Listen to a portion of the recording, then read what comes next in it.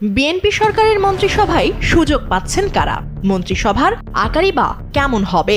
এটা নিয়ে এখন কৌতূহল বিএনপির অন্দরমহল থেকে সাধারণের মাঝেও। ত্রয়োদশ জাতীয় সংসদ নির্বাচনে নিরঙ্কুশ সংখ্যাগরিষ্ঠতা নিয়ে সরকার গঠনের দ্বারপ্রান্তে বিএনপি। দলটির বিভিন্ন সূত্র এবং অভ্যন্তরের কানাকানিতে ধীরে ধীরে স্পষ্ট হচ্ছে কাদের গাড়িতে উঠতে যাচ্ছে রাষ্ট্রীয় পতাকা। নতুন বাংলাদেশের প্রধানমন্ত্রী হচ্ছেন তারেক রহমান, এটা সবারই জানা। প্রথমবার সংসদ নির্বাচনে অংশ নিয়ে বিজয়ী হয়ে সরাসরি প্রধানমন্ত্রী হচ্ছেন তিনি।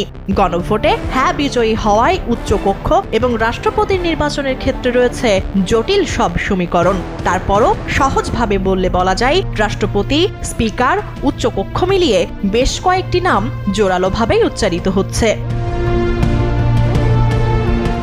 মির্জা ফখরুল ইসলাম আলমগীর, ডক্টর মঈন খান, খন্দকার মোশাররফ হোসেন, নজরুল ইসলাম খানের নাম বেশি উচ্চারিত হচ্ছে রাষ্ট্রপতি, স্পিকার আর উচ্চকক্ষের প্রতিনিধি হিসেবে।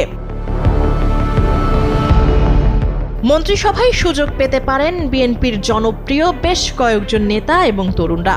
থাকবেন বেশ কয়েকজন টেকনোক্র্যাট মন্ত্রী, যারা সংসদ সদস্য নির্বাচিত হননি কিন্তু সুযোগ পাবেন মন্ত্রিপরিষদে। আকারের উপর নির্ভর করবে কতজন সুযোগ পাচ্ছেন মন্ত্রিপরিষদের তালিকায়।